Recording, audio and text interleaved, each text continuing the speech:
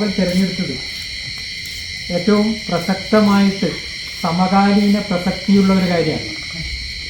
കാരണം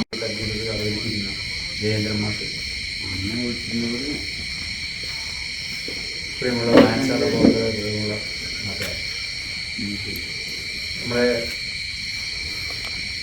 പയ്യന്നൂർ താലൂക്ക് ലൈബ്രറി കൗൺസിലിൻ്റെ വായനായനം പരിപാടിയുടെ ഭാഗമായിട്ടാണ് നമ്മളിങ്ങനെ വായനാ വീട് എന്നൊരു പരിപാടി ആവിഷ്കരിച്ച് നടത്താൻ. ഇത് നമ്മുടെ വായനശാലയിൽ ഇപ്പം 9ാമത്തെ വായനാ വീടാണ്. ഒരു മാസത്തിൽ 10 വായനാ വീടുകളിൽ 10 പുസ്തകങ്ങൾ ചർച്ച ചെയ്യണം.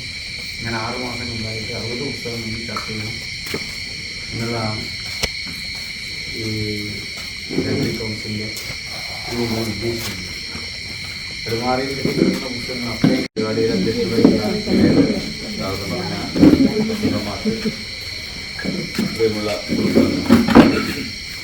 ലൈബ്രറി കൗൺസിലിൻ്റെ ആഭിമുഖ്യത്തിൽ ഇങ്ങനൊരു പരിപാടി നടക്കുക എന്ന് പറയാൻ തന്നെ അത് വലിയൊരു കാര്യമാണ്. അലമാരയിൽ തളിച്ചിടപ്പെട്ട പുസ്തകങ്ങളെ വെളുത്തിട്ട് കൊണ്ടുവരികയും അത് വായനയ്ക്ക് പാത്രമാക്കുകയും ചെയ്യുക എന്ന് പറയുന്നതിന് ഏറ്റവും വലിയ കാര്യമാണ്. വലിയ വലിയ പൈസ പുസ്തകം അടിച്ചിറക്കുകയും ചിലപ്പോൾ 1000, 2000, 5000 ഒക്കെ കോപ്പികൾ അടിച്ചിറക്കുകയും അത് ആരും വായിക്കാതെ മൂലക്കേട്ട് പോവുകയും ചെയ്യുന്ന ഒരു അവസ്ഥയിലാണ് ലൈബ്രറി കൗൺസിലിന്റെ ആഭിമുഖ്യത്തിൽ ഇത്തരം ഒരു പരിപാടി നടക്കുന്നത്.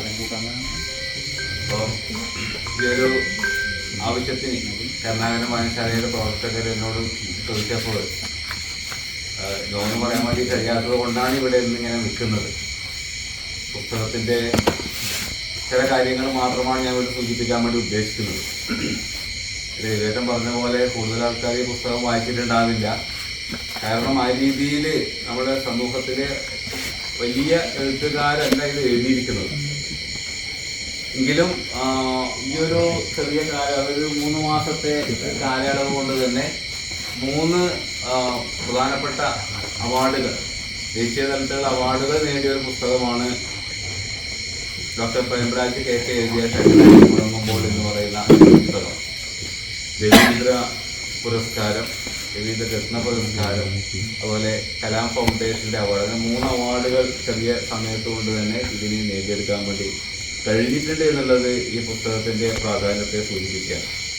ഇദ്ദേഹം ഈ ഒരു പുസ്തകം 2 പുസ്തകം, അതായത് ഇംഗ്ലീഷ്, മലയാളത്തിലെ മാനം നിറയെ വർണ്ണങ്ങൾ, കിളിപുഷ്പങ്ങളുടെ പാഠം, കിളികൾ പറന്നു പോകുന്ന ഇടം എന്നീ ചെറുകഥാ സമാഹാരങ്ങൾ എഴുതിയിട്ടുണ്ട്.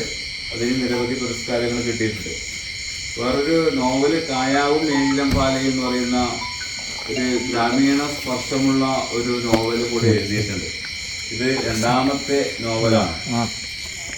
ഒരു ചുരുങ്ങിയ സമയം കൊണ്ട് തന്നെ സാഹിത്യരംഗത്ത് തന്റേതായ ഇടം നേടാൻ വേണ്ടി കഴിഞ്ഞ ഒരു യുവ എഴുത്തുകാരനാണ് ശ്രീ പ്രേംരാജ്. ഇതിന്റെ മുഖവുര അവതാരിക എഴുതിയത് സുധാകരൻ രാമതള്ളി എന്ന് പറയുന്ന പ്രശസ്തനായ എഴുത്തുകാരനാണ്. ഇതില് അതിന്റെ ബാക്ക് കവറിൽ എഴുതിയത് മഹത്തായ മാനവിക മൂല്യങ്ങളെ കുറിച്ച് ഘോരഘോരം പ്രസംഗിക്കുന്നവർ പലരും സ്വജീവിതത്തിൽ ആ മൂല്യങ്ങൾക്ക് ഘടകവിരുദ്ധമായി പ്രവർത്തിക്കുന്നത് നേരിൽ കണ്ട് മടുത്തുപോയ ഒരു തലമുറയാണല്ലോ നമ്മുടേത്.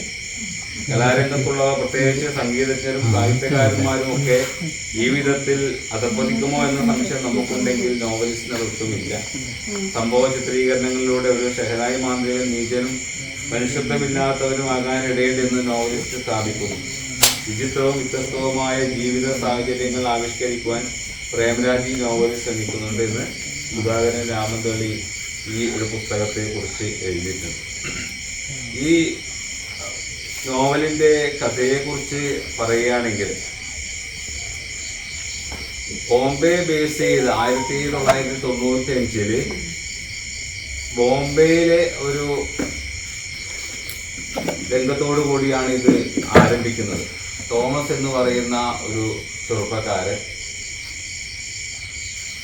വയലിനിസ്റ്റാണ്. വളരെ നന്നായിട്ട് വയലിൻ വായിക്കുന്ന ഒരു ചെറുപ്പക്കാരനാണ്. സാധാരണ ഇപ്പോഴത്തെ പോലെ മുടിയൊക്കെ നെറ്റി വളർത്തിയ ഒരു ചെറുപ്പക്കാരൻ.